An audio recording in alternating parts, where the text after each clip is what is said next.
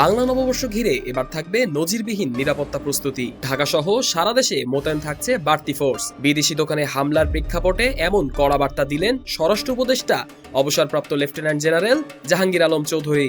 সচিবালয়ে এক সংবাদ সম্মেলনে তিনি জানিয়েছেন, ঢাকা সহ সারা দেশে নজরদারি ও নিরাপত্তা জোরদার করা হচ্ছে। সাম্প্রতিক সময়ে রাজধানীতে বাটা ও অন্যান্য বিদেশি দোকানে ভাঙচুর ও হামলার ঘটনা নিয়ে সাংবাদিকদের প্রশ্নে তিনি বলেন, দেশের প্রতিটি মানুষের নিরাপত্তা নিশ্চিত করাই সরকারের দায়িত্ব।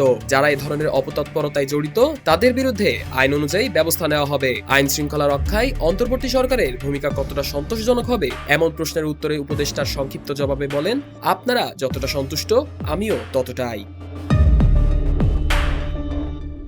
এছাড়া সংবাদ সম্মেলনে উপস্থিত ছিলেন সংস্কৃতি মন্ত্রণালয়ের উপদেষ্টা মোস্তফা সরওয়ার ফারুকী। নববর্ষের মঙ্গল শোভাযাত্রার নাম পরিবর্তন হবে কিনা এই বিষয়ে জানতে চাইলে তিনি জানান, সিদ্ধান্ত নেবে ঢাকা বিশ্ববিদ্যালয়।